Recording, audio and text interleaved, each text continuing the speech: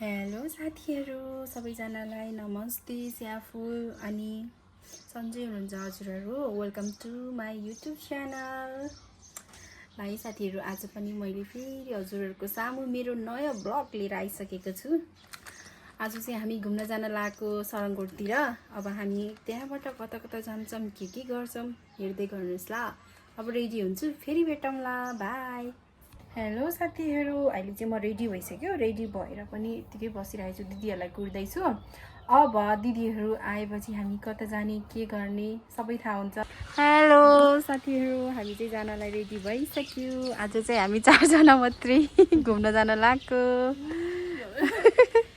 Hello साथीहरू हामी चाहिँ यहाँ आइसक्यौँ सरङकोटमा अब चाहिँ वहाँ माथि जानुपर्ने रहेछ साथीहरू हेर्नुहोस् हिँड्दै हिँड्दै हिँड्दै हिँड्दै कसरी जाने होला सोच्दैछौँ हामी चाहिँ अहिले हो साथीहरू हामी चाहिँ अब माथि जान लागिरहेछौँ एकदम भिडभाड छ सबैजना दिदी ठुलो मम्मी आउँदै हुनुहुन्छ म पनि जाँदैछु हिँड्न सक्ने हो कि होइन साथीहरू है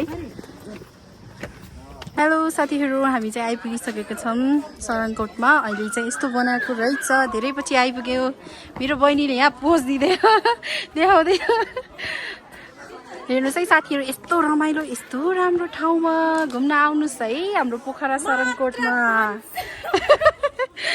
है साथीहरू सबैजना सरङकोट घुम्न आउनु होला हाम्रो बहिनी म हामी चाहिँ भिडियो बनाउँदै थियो पानी सुकिसक्यो एकछिनमा आउँछ होला तर यो धारा सबैमा पानी चाहिँ आउँछ है साथीहरू आउनुहोस् सबैजना सरङकोटमा यस्तो राम्रो बनाएको छ कि अहिले हेर्नुहोस् यति मिठो हावा आमामा यो चाहिँ हाम्रो पोखरा अनि यो चाहिँ हाम्रो फेवाताल ओहो यति सिधालो भयो कि साथीहरू यति हावा आइरहेको छ कि अब के भन्नु मैले अहिले चाहिँ कस्तो फिल भइरहेछ हाम्रो बहिनीलाई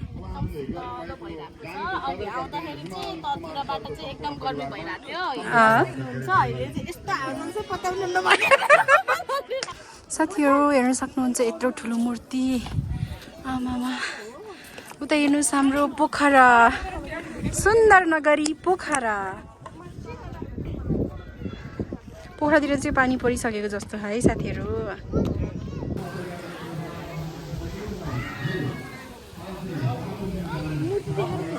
सरङकोटबाट फर्किँदै हो अब चाहिँ हामी भन्ज्याङ भिलेज जाँदैछौँ यहाँबाट नजिकै पर्छ क्या उतै हो अब त्यहाँ भन्ज्याङ भिलेजमा गएर भेटौँला है साथीहरू बाई बाई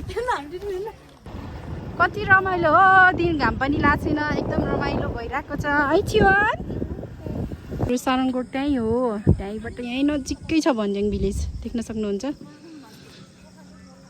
सबैजनाले अनि हजुरहरूले हेर्न सक्नुहुन्छ यहाँबाट भ्यू पोखराको भ्यू यता मासतिर चाहिँ बगरहरू चाहिँ होला है सायदै मलाई त्यस्तै लाग्छ बगर भन्दा नि माथि लामाचोर अनि यतातिर चाहिँ मलाई थाहा छैन साथीहरू गाली नगर्नु होला ल हेर्न सक्नुहुन्छ है भन्ज्याङ भिलेज यही हो साथीहरू अब हामी चाहिँ खाजाको अर्डर गर्छौँ अनि त्यसपछि फेरि भेट्नुपर्छ है अहिले चाहिँ हाम्रो खाजा आइसक्यो हामी चाहिँ खाजा खानु लागेको साथीहरू बाहिर चाहिँ पानी पर्दैछ अलिअलि हामी चाहिँ अहिले भन्ज्याङ भिलेजमा हो हामी खाजा खाएपछि फेरि भेटौँ साथीहरू अहिले चाहिँ हामी भन्ज्याङ भिलेजलाई बिदा गर्दै अब फेरि हाम्रो गन्तव्य लेक साइडतिर साथीहरू अब उतै लेक साइडतिर गएर भेट्नुपर्छ ल हेर्नुहोस् है सबैजनाले सरङकोटको मूर्ति अब चाहिँ हामी हिँडेको साथीहरू लेक साइडमा गएर भेट्नुपर्छ ल छ सिमसिम पानी परेको छ त्यही पनि बाहिर घुम्यौँ हिँड्यौँ अब चाहिँ हामी खाना खानलाई भित्र जाँदै हो साथीहरू हेर्दै गर्नुहोस् है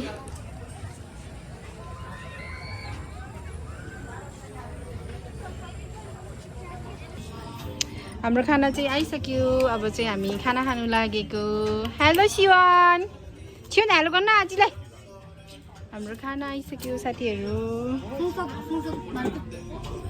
अब चाहिँ हामी खाना खान लागेको साथीहरू हामी खाना खाएन खाना खाएपछि भेट्नुपर्छ है अहिले चाहिँ हामीले खाना खाइसक्यो अब चाहिँ हात जान्छ साथीहरू अनि त्यसपछि लेक साइडको भ्यू हेर्दै घुम्दै घुम्दै जानुपर्छ है। टन्न खाना खाएपछि इभिनिङ वक त गर्नै पर्यो नि। पोखरामा बसेपछि लेक साइड त आउनै पर्यो। अनि त साथीहरू अहिले हामी चाहिँ हिँड्दैछौँ। दिदीहरू चाहिँ स्कुटर माथिबाट उहाँ डिस्नील्यान्डमा पार्क गरेर आउनुहुन्छ। हामी चाहिँ हिँडेर जाँदैछौँ। हेलो सानो हेलो भन्दै फुपूको भिडियोलाई लाइक गरिदिनुहोस्, कमेन्ट गरिदिनुहोस्, सब्सक्राइब गरिदिनुहोस् भन न। भनेर हुन्छ। हेलो साथीहरू म चाहिँ अहिले घरमा आइसकेँ। घरमा आएर यतिकै बसिरहेको। यो मेरो भदै र भदैनी आएको रहेछ अनि यिनीहरूसँग रमाइलो गर्दै बसिरहेको। अब चाहिँ मैले भिडियो यहीँ इन गर्नुपर्ने हुन्छ साथीहरू। अब चाहिँ फ्रेस भएर म चाहिँ सुत्नुपर्ने हुन्छ। एकदम थकै लगाइरहेको छ।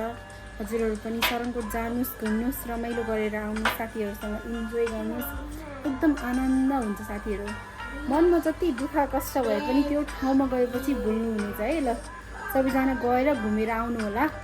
अनि हजुरहरूलाई मेरो भिडियो कस्तो लाग्यो, राम्रो नराम्रो कमेन्ट गरिदिनु होला। सबैले लाइक सब्सक्राइब अनि तल कमेन्ट पनि गरिदिनु होला। बाई बाई साथीहरू, सी यू।